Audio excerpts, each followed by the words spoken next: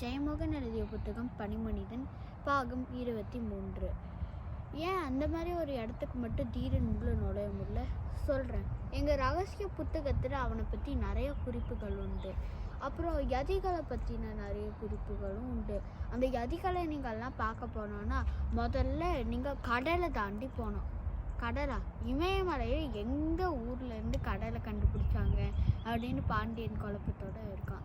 அது இமயமலை பகுதியில் எப்படி கடல் வந்திருக்கும் அப்படின்னு குழம்பி போயிருக்கான். அதுக்கு அடுத்தது நெருப்பு நதியா? நெருப்பு நதி இங்கே சாதா நதி ஓடுறதே பெரிய விஷயம், அதில் நெருப்பு நதி ஓடுது அப்படின்னு பாண்டியன் ஆச்சரியமாக கேட்குறான். அதுக்கு அடுத்தது சொல்கிறாங்க, அதெல்லாம் தாண்டி போனால் தான் உங்களால் பனிமனிதனை பார்க்க முடியும் அப்படின்னு சொல்கிறாங்க. சொன்ன உடனே டாக்டரும் வியந்து போகிறாரு. ஓகே, தீரனால் ஏன் அந்த இடத்துக்கு நுழைய முடியல?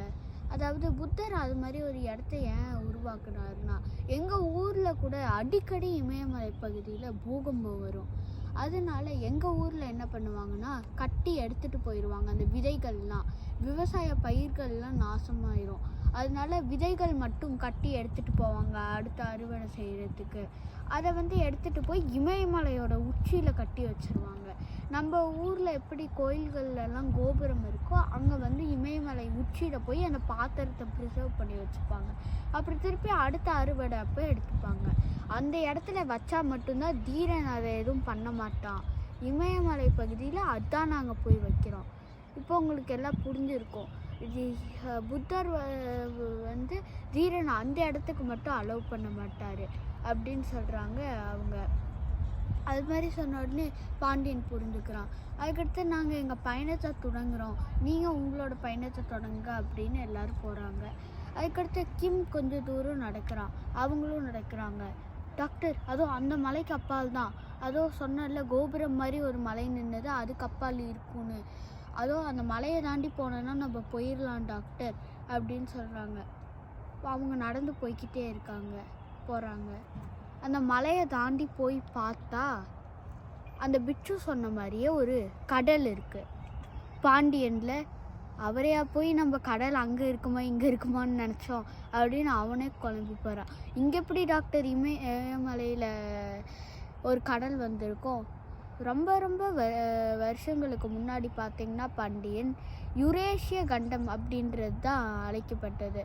ஏஷியா இல்லை, யூரோப்பும் ஏஷியாவும் சேர்ந்தது தான் யுரேஷியா கண்டம் அப்படின்னு சொல்லுவாங்க. அது ஒரு ஹோல் கான்டினென்டல் ட்ரிஃப்ட் தியரி அப்படின்னு எங்கள் சயின்ஸ் கிளாஸில் சொல்லி தந்தாங்க.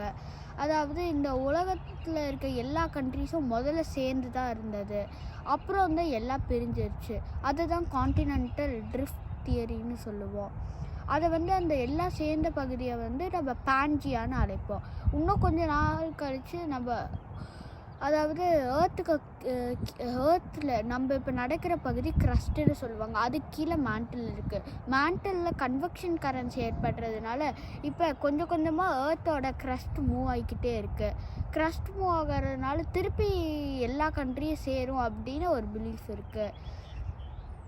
அதுக்கடுத்தது யுரேஷிய கண்டத்தோட இந்தியா மோதும் எங்கேயாவது ஒரு இடத்துல மட்டும் குடி விழுந்திருக்கலாம் பாண்டியன், அது மூலமாக கடல் தண்ணி வந்திருக்கலாம் பாண்டியன் அப்படின்னு சொல்கிறாங்க டாக்டர். சொன்ன உடனே பாண்டியனும் புரிஞ்சுக்கிறான். அப்புறம் போகிறாங்க. இந்த கடலை தாண்டி நம்ம போக முடியாது, பயணத்தை கைவிட்டுறதா டாக்டர் அப்படின்னு கேட்குறாங்க. அவ்வளோதான், முடிஞ்சிருச்சு, எல்லோரும் கிளம்புங்க, இதோட பனிமனிதன் முடிஞ்சிருச்சு அப்படின்னு நான் சொல்லிட்டு போக மாட்டேன். அப்புறம் இல்லை பாண்டியன், இந்த கடல் பகுதியை பாருங்கள், இது எல்லாம் உறைஞ்சிருக்கு, கால் வச்சு பாருங்கள், இது எல்லாமே உறைஞ்சி போயிருக்கிறதுனால நம்ம சறுக்கிட்டே போயிடலாம் அப்படின்னு அவங்க சொல்லி மூவரும் சறுக்க ஆரம்பித்தாங்க. கிம் கிட்ட கேட்குறாங்க டாக்டர். என்ன கேட்குறாருன்னா, சறுக்கிடுவியா கிம், நீங்கள் சொன்னால் போதும் நான் சறுக்க ஆரம்பிச்சிருவேன் அப்படின்னு சொல்கிறாங்க கிம். இதோட இந்த பகுதி முடியுது. நன்றி, வணக்கம்.